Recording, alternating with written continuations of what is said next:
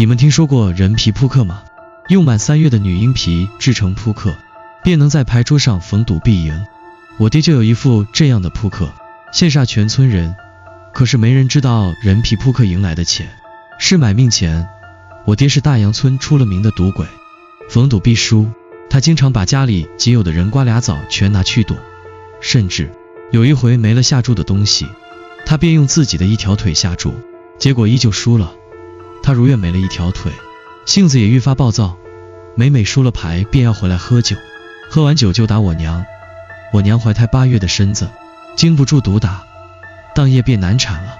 大滩羊水混合着血水从妇人身下涌出，很快将地面染红一片。在娘的哀嚎声中，奶奶寻了隔壁接生最厉害的李婶子，嘱咐李婶子无论如何也要保住她的大孙子。李婶子焦急忙慌地进了屋子，奶奶这才颤颤巍巍地回自己屋找了尊佛像，虔诚地跪在佛像前，双手合十，嘴里不住地念叨，求佛祖保佑，一定要是个男胎，一定要是个男胎啊！前几年娘一连生了2个女婴，伤了身也伤了心，这胎是调养了许久才怀上的。月光朦胧，我看见我爹喝得醉醺醺的睡在躺椅上，时不时咂巴着嘴。屋里是他老婆，还有他的亲骨肉，他却没有因为自己干的肮脏事而愧疚，睡得跟死猪一样。房内爆发出一阵阵女人凄厉的惨叫，我想进去看看娘，却被奶奶一巴掌扇在脸上，呸，你个死丫头片子，别去沾你弟弟的福气，可惜娘拼死生下的还是个妹妹。奶奶举着手，恨不得当场摔死妹妹。叔弟想到了什么，这才恨恨地扔给我，扬长而去。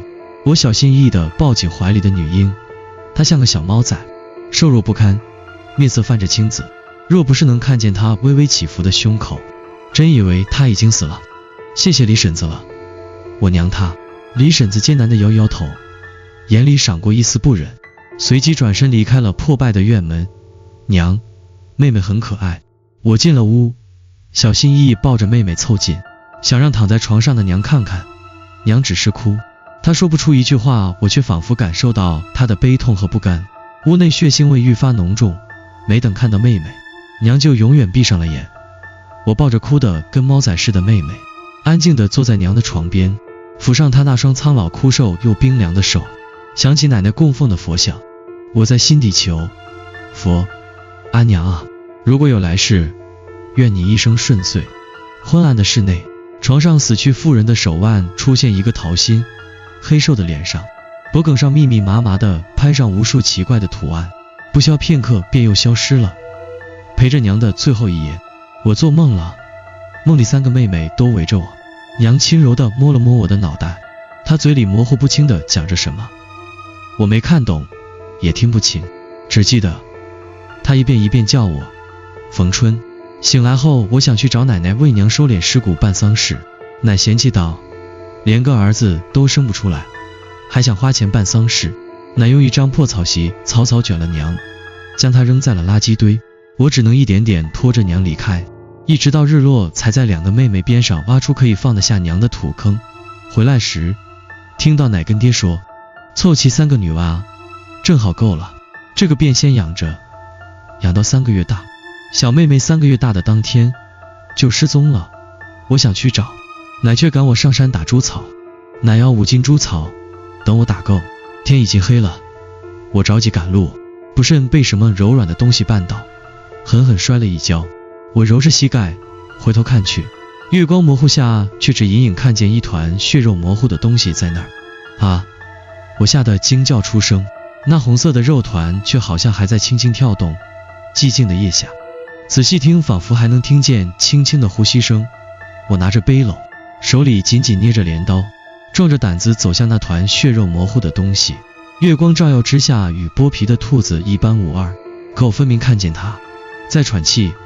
我轻轻拨了拨，那团柔软若无骨的肉块顿时无力地翻转，一颗未剥皮的头颅暴露在空气中，熟悉的面孔映入我的眼帘，回忆一幕幕浮现在脑海。我曾亲眼看见奶奶将3个月大的大妹妹和2妹妹身上的皮像剥洋葱那样完整剥下。我捂着嘴不敢惊叫出声，眼神却死死盯着那团东西。这是妹妹，依稀还能看见稀疏的毛发，往日白嫩的小脸蛋此刻紫红紫红的，嘴唇猩红，以一种怪异的姿态张得很大，像是被烫得裂开来，一双圆溜溜的兔眼睛还睁着，仿佛在看我。呜呜，我哭着捧起肉块，手下的血肉还带着些许未散的温度，我低声呢喃，妹妹，快些咽气，咽气了就不疼了。我像从前一样把她埋在前2个妹妹边上后，才摸索着下山，回头看了一眼娘的坟冢，我道，娘，你梦里的叮嘱我知道了，我会报仇的。娘，这玩意儿还真有用，爹今天心情似乎很好，虽然不允许我上桌吃饭，但是给了我一个大大的红薯。我抱着红薯瑟缩在积灰的角落，垂眸默默听着他们的一字一句。我不敢问妹妹的事，如今我不过是个8岁之童，除了一顿毒打，我什么也得不到。那法子好是好，就是要养3月，忒费大米了。奶奶狠狠咬了一口碗里的晶莹肉块，馋得我口水直流。这赚的可比那人月粮食多啊，得了得了，下回可得要个男孩了。奶奶说完，爹的眼神就落在了我身上，我被他看得浑身一紧，像是被什么阴冷的毒蛇盯上。可惜了，大妞大了。说完似是遗憾地摇摇头，低头继续大块朵颐。他吃得满嘴流油，嚼肉的声音嘎吱嘎吱的。我莫名想起了那日见到的兔子，怪是个没用的。娘没用，生不出儿子，女儿也没用，早早卖了倒还能赚笔彩礼钱。奶奶冷眼看着我，眼里没有半分奶奶对孙辈的喜爱疼惜。我浑身发冷，连带着嘴里的红薯都没那么香甜了，仿佛那些剥皮抽筋的痛苦亲自经历了一番。饭后我照常洗了碗，偷偷把攒下的半个红薯藏到了房间。一连几日，爹爹手气都好得不行，日日都带米面肉蛋回来，惹得村里人眼红又嫉妒。有时他高兴了，还会拿着一张绿票子递给我。我从没见过这么好的爹，下意识想伸手去接，却被一巴掌狠狠扇倒在地上，顿时嘴里一股浓重的血腥味溢出。我前几日晃动的小米呀，好似掉了，随后便是雨点般的拳头落下。他一边打我，一边模糊不清的辱骂，贱皮子，老子的钱你也敢惦记，果然是个贱皮子，跟你那该死的娘一样都是贱人。他曾经在赌坊输了钱，把娘输给了那群人。那日我不知道在家等了多久，才看见娘拖着半死不活的身子回来，娘却没被好好善待，甚至连一口热水都喝不到，便被爹抓着一顿毒打，边打边骂。他骂他荡妇，骂他不知廉耻，问他为什么不去死。见我爹一直赢钱，村里王婶子眼红的最厉害，他最知道怎么戳我奶心窝子，日日在村口大槐树下讽刺我娘没给老杨家生儿子，我奶没孙子，又日日夜夜梦魇的厉害，病病来如山倒，气得奶奶在床上一连躺了好几日。她是不敢闭眼啊。我的3位妹妹日日夜夜都去寻奶奶说话呢，她们可想念奶奶的紧了。那天夜里却来了个意想不到的人，隔壁的李叔，他老婆李婶便是那日给我娘接生的婶子。我记得那个婶子是个挺不错的人，她曾还给过我糖块，犹记那日甜滋滋的味道。她手里提着2两小酒，脸上堆满了笑意，连带着脸上的褶子都舒展开来。大庆，你家小闺女呢？她眼神四处搜寻，眼神停留在瑟缩的我身上一瞬，意味不明。卖了，养着费钱，老子可没这么多票子养赔钱货。说着眼神似有若无的落到我身上，我顿时心里一紧。也是，大妞长得漂亮，养几年就能嫁出去了，还能得一笔嫁妆，这小的还真是。爹让我去厨房给他们拿热水，却在转身出门时听见李叔凑近我爹问他最近是不是发财了。我站在门口听见他们说话，浑身发冷，如坠冰窟。我偷偷告诉你，前头3个女娃子都被我制成扑克了，这可是我家老祖宗传下来的手艺，顶有用了。我不记得我是怎么离开的，只知道等我拿了热水，李叔已经笑眯眯地离开了。瞧见我，他还心情颇好地摸摸我的脸颊。我不知道他们达成了什么协议，只觉一阵恐惧与怒意漫上心头。拿个热水磨磨唧唧，明天又不想吃饭了是不是？我默默接受父亲的拳脚和辱骂，这么多年来，我早已习惯如此。自从他把我卖给过李叔，我就知道他是个禽兽。他方才喝了点酒，如今神志有些不清，脸上满是怪异的笑容，竟当着我的面掏出了他的宝贝。那是一副花色极为漂亮的扑克，光是看着就能知道其手感之细腻。他拿着那扑克狠狠地亲了一口，仿佛在看自己的财神爷。钱来钱，砰的一声，他彻底昏睡在桌上，扑克被他紧紧压在脸下，壮着胆。我揉着红肿的脸爬起来上前，盯着被他压在脸下的扑克。那不像一般的纸牌，材质很特殊，是我3位可怜妹妹的皮。我曾听奶奶说，一个婴孩正好可做18张，3个婴孩变出一副完整的牌。女婴制成的扑克会保佑自己的亲眷在牌桌上逆转输赢，改变人生。可是奶奶，你忘了吗？若真能逆转人生，为何祖上迟迟不借此逆转呢？我仿佛看见扑克上用朱砂和血液描绘的红桃，那一个个红桃与方块似是要活过来一般，争先恐后地爬上我爹那丑陋如猪的脸。不消片刻，他脸上便全是黑色红色的方块桃心，月光照在他脸上，那颜色似乎更浓郁了，看上去诡异又恶心。姐姐，我好冷。稚嫩的童音在我耳边响起，我不由得打了个寒颤。趁着父亲沉睡，奶奶梦魇，借着一路月光，我抱着襁褓和红薯，悄悄上了后山，将襁褓轻轻盖在妹妹小小的坟头，在上面又盖上一层新土，再放上红薯，如此妹妹应该就不冷也不饿了。李叔得了法子，连夜回去让儿子和儿媳生孩子，连连说生了女孩有奖。夫妻2人瞬间斗志昂扬。隔壁的动静响了一夜，我却在柴房翻来覆去，始终睡不着。脑海里想起奶奶说过的话，婴孩最为纯洁，他们刚降生于世，不辨善恶，不懂喜怒，一心向着自己的血脉至亲。可是奶奶忘了，这话还有后半句，婴孩若惨死，必定化为最纯净的厉鬼，再厉害的道士已无法驱逐此等至阴至恶之灵。没过几日，我家日子愈发好起来，连院门都连带着休憩了。隔壁李叔瞧了，可羡慕坏了，所以短短1夜之间，他家便多了3个女婴。不知是何处买的，日日哭喊的让人睡不着觉。不过此事没敢让村里人察觉，只是悄悄进行。夜幕降临时，李婶便偷偷来寻奶奶取经。我看了眼李婶，她不像之前那个淳朴的妇人了，眼里满是贪欲，灵魂散发出淡淡的恶臭。大妞，你今晚留下帮忙。奶奶眼神冷厉地扫过来，我不由打了个寒颤。是奶奶。我唯唯诺诺地低着头，不敢去看奶奶的面色。我在厨房烧了一锅又一锅热水，火光映照的我小脸红扑扑的，水开了就一盆盆端进奶奶的房间。这包皮制扑克要完整才行，破一点都不行，普通的刀子自然无法完整包下，要以滚水灌入兔子的喉咙，将它的5脏6腑皆烫化，再割喉放血，轻轻一扯便能得到一张完整的皮。这皮下有层肉汁，这肉汁须得一点点细细刮下，熬成上好的汁膏，日日拿汁膏给皮涂抹，不出5日便能得到炮制好的皮。这么讲究呢？李婶惊诧不已，闻言也不害怕，反而满满的跃跃欲试。光听着我就都想象到他们生前遭了多大的苦。我攥着拳头，一言不发，垂着脑袋不让他们看清我眼底的怨气。刚烧开的滚水灌入喉咙，别说是柔弱的兔子了，便是壮如牛也承受不住。我在一旁哆哆嗦嗦地端着热水，奶奶利落地在兔子嘴里塞上一个铁漏斗，那是平日装油用的漏斗。想到此，我的胃里就泛起阵阵恶心。李婶却不觉得有什么，她看得聚精会神，看我想吐，还把我赶了出去，生怕被我毁了上好的皮。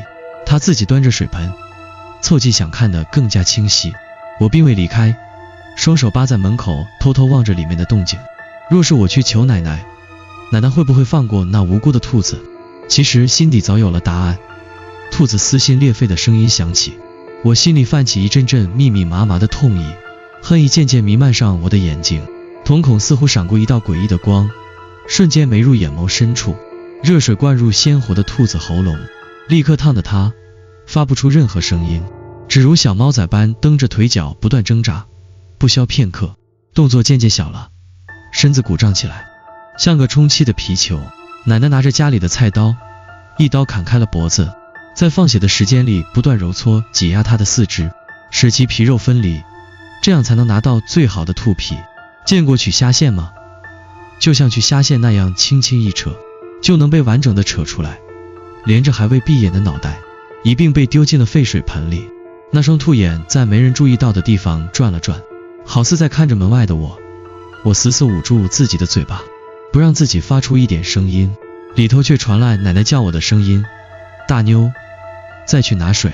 如此往复3次，第3次是李婶子自己上手的。农村的妇人向来手巧，杀惯了猪养鸡呀，不过是一只兔子，她看了2遍，已能熟练上手。她眼里冒着金光，一手掐着兔子的脖颈，十分利落地开始杀兔。她挣扎之际，似乎往我的方向撇了撇头，只一眼，我身子就僵在原地，动弹不得分毫。奇异的力量充盈在我身上，我想上去救她，可熟悉的声音在我耳边响起：姐姐，再等等，再等等，妈。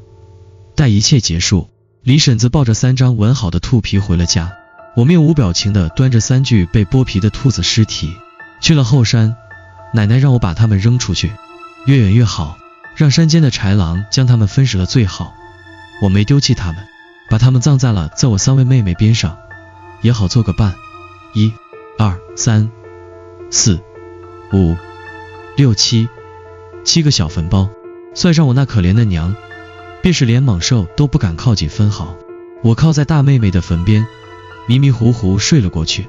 再醒来已是深夜，我身上沾了山间的露水，却并不寒凉。李婶子拿走了3张白嫩的皮，我到院门口的时候，还能看见她房里亮着的灯和高挂着的2张新鲜皮，那是在刮肉汁。刮完肉汁便会将皮高高挂起来风干，干透才能开始抹脂油。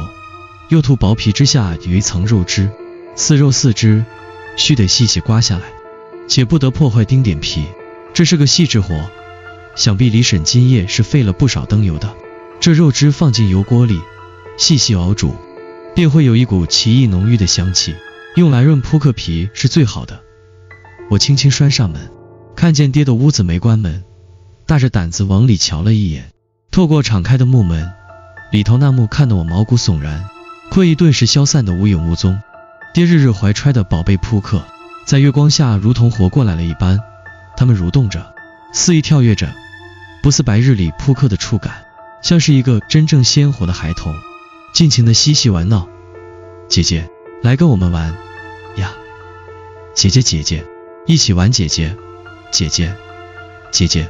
一张小小的扑克跃上我的手心，我拖着它举至面前。三妞，我歪着脑袋问，眼底露出几分欣喜。嘿嘿嘿嘿，姐姐姐姐，猜对了姐姐，姐姐厉害姐姐。我冷眼看着毫无所察的父亲，一张张柔软的扑克爬上他裸露的脸颊、脖颈、手臂、胸膛，逐渐覆满全身。的确好似感受不到，翻了个身子，整张脸朝向我，一张张扑克趴在他脸上，紧密贴合，像是要钻进他的皮肤里一样。月光下甚至能看清他跳动的血管。去吧，三妹妹，一起去玩，爸爸会喜欢和你们玩的。姐姐姐姐，姐姐再见姐姐。明明看不见他的神色，我却能感受到他在笑。他愉悦跳离了我的手，朝着床上的爹而去。没过几日，隔壁李叔便和父亲勾着肩一并回来，满是皱纹的老脸上透着压抑不住的喜悦，手里提着一大块肥腻的3层肉。这一下村里人都沸腾了，我家发达了，还带着李叔一块发达了。于是在一个晚上，在被第20个村民央求的时候，我爹与李叔一拍即合，打算出租扑克，只要日日躺在家里，便能有源源不断的钱财上门，何乐而不为？这之后，我家和李叔家门前每日都排着好长的队，常有村民因排前排后而闹得脸红。我只是冷眼站在屋檐下看着一切，看着那群利欲熏心的人。有时我也不明白，人为何如此贪心，赢了一次不够，还要逢赌必赢。有了孩子不够，还非要男娃，站着干嘛？还不去做饭。奶奶怒骂声在我背后响起，她拄着拐杖，一棍子打在我身上。她近几日睡得很不好，夜夜梦里都是死的那几个女婴找她索命，害得她身子愈发孱弱。她嚷着说又请个道士，我心底笑她，面上还是不敢有丝毫耽搁，就去厨房做了饭菜。午餐依旧只有一个干硬的糙面馒头，我细细嚼着。扑克牌的名气越传越大，大家都心照不宣地保持缄默，不让外乡人知道这扑克的秘密。赌坊却出了事，午间聚众打扑克的人实在太多，在金钱的利诱下，有几人输红了眼，扑上去与村民打作一团。警察来的时候，已经死了2个村民。这事追究起来，就是个聚众赌博，谁打死的谁去坐牢的事情。可不知是谁捅出了扑克的事情，警察顺藤摸瓜，找上了我家。不过始终算不上我爹的错，便只是口头教育了一番。我爹却气得不行，觉得自己丢了面子。夜里寻了李叔一起喝闷酒，2人喝得醉醺醺的，吐得满地都是污秽。而我的奶奶因着最近睡觉总是梦魇，一天12个时辰基本都在昏睡。我那只在乎钱财的赌徒爹自然不会管亲娘的死活，所以现如今家里清醒的只有我一人。姐姐，姐姐，姐姐，一阵阵稚嫩的童音响起，6个小娃娃制成的扑克挨个落在我面前，亲昵地蹭着我，如他们所愿。小娃娃们成了怨灵，附近不是没有道士来过，但都被我心虚的爹赶走了。他怕沙子取皮的事情暴露，那会坏了他的财路。今夜的月光格外的亮，似是能照出一切黑暗中的污秽。我轻昵道，去吧，想做什么就做什么，去报仇吧，他们欠你们的，让他们都加倍还回来。我不是大杨村的大妮，大妮早就死在被李叔侮辱的那日了。他临死前声声泣血地唤出我冯春啊，冯春，盼望我能给他报仇。我不会天真的寻求别人来相助，报仇我自己来，哪怕是化身厉鬼。姐姐姐姐姐姐，谢谢姐姐，谢谢姐姐姐姐，姐姐姐姐，姐姐吃饭饭，姐姐姐姐。我微笑着看那一张张扑克争先恐后地爬上睡相如死猪的2人的身上，手上腿上身上的伤还在泛着疼意。爹一日日的毒打，李叔过往的糟蹋皆在我眼前一阵阵掠过，一团黑影盘旋在李叔的身边，久久不散。大妮，去投胎吧，为这么一群渣子实在不值。空气中发出一声轻叹，好似在道谢，声音随风飘远，再无了踪迹。